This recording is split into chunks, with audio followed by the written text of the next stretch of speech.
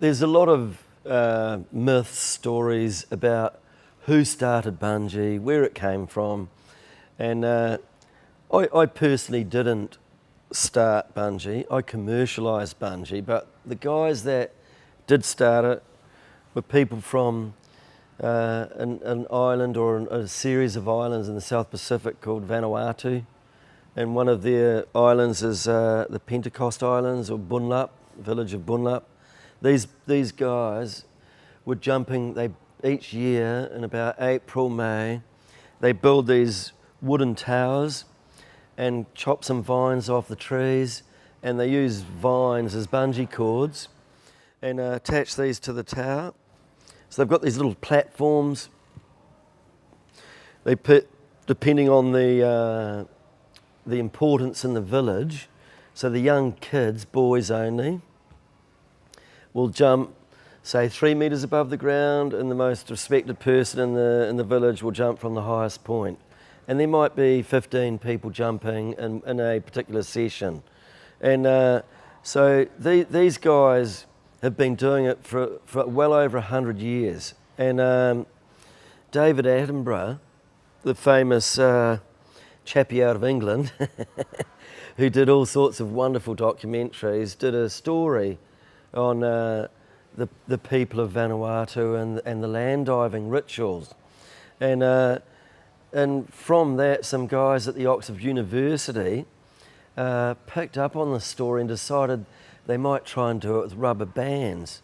And so after some research, that's what they did. So in the mid-80s, the guys from Oxford University, this little club, did a number of jumps, and the first off the Bristol Suspension Bridge in England, then they went through to the States and did a San Francisco jump, and then it pretty much petered out for them. And soon after they did that, a friend of mine in New Zealand, Chris Sigelco, saw footage of this and decided to give it a crack himself. So he jumped off a small bridge in the top of the South Island, excuse me, called the Pelorus Bridge. It worked to a point, but not particularly well. So he stuck the rubber bands in his wardrobe and left it for about 4 or 5 years, and then approached me. And that's where my involvement came in with the climbing experience and being a builder and all of that. We developed a better system of how to make a bungee cord, how to rig it properly so you could get lowered down from the structure we're jumping from, how to put a harness on better. And so we embarked on a mission to, first of all, find out whether in fact you could make it predictable, because I didn't want to get hurt throwing myself off tall structures. So we discovered really early on that as long as you knew the weight of the person jumping, the height of the structure, and the size of the cord, and obviously you had a good crew lowering you down from the bridge that you were jumping from, then it was perfectly predictable. About 4 years after Chris had jumped from the Pelorus Bridge in the top of the South Island, he approached me and asked me if I'd be interested to help him work out how to actually do bungee properly. So we decided, okay, let's give it a crack, but we've got to make it predictable. And so we got some people at the DSIR in Auckland, or the Department of Scientific and Industrial Research, to test some rubber for us. And they came up with a formula which basically said at 4 times its strength, at 7 times a single strand of rubber's length, it will break.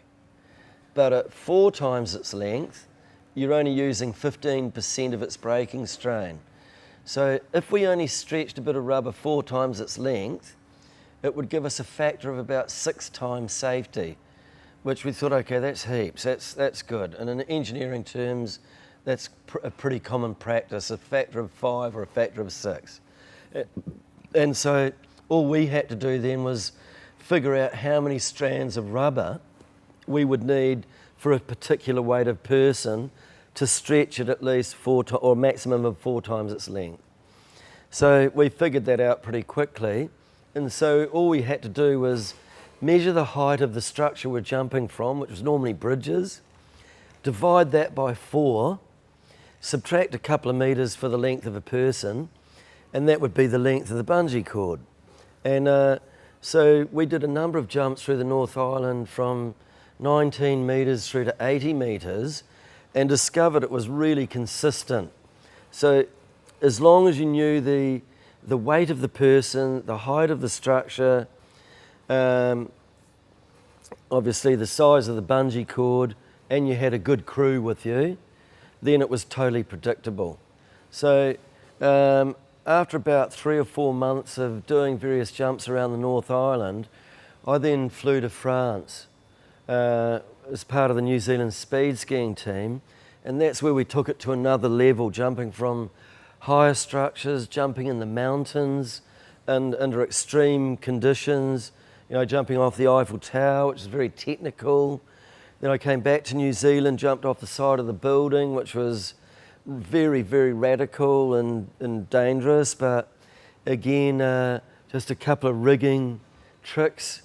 And the pressure then came on from the general public who wanted to jump. And I suppose that's really where we decided in France, we did a big party there at the end of this first season that we were there, where we invited all the French people that had been looking after us to do a jumping session at the Pont La Caille, which went completely out of control. We were like 3 incidents that were extremely close to turning into a complete disaster, and we decided, well, we need to develop a new system to manage larger crowds of people, because we'd only done jumps with just a few friends, and it's quite manageable. And we had on this particular day 200 to 300 people turned up.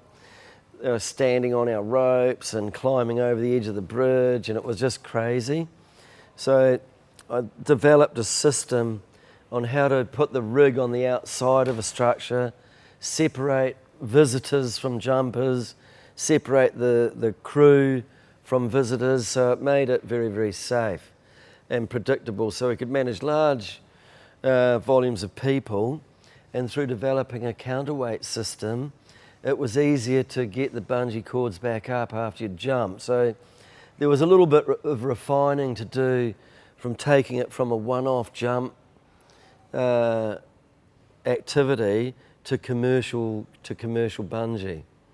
And through sticking to our guns on creating safety standards and periodic replacement of equipment, training our crews properly, and just being staunch on safety as a top priority, we've enjoyed over 25 years of this activity without major catastrophe, which is great. And we expect we'll continue that record on for at least another 25 years.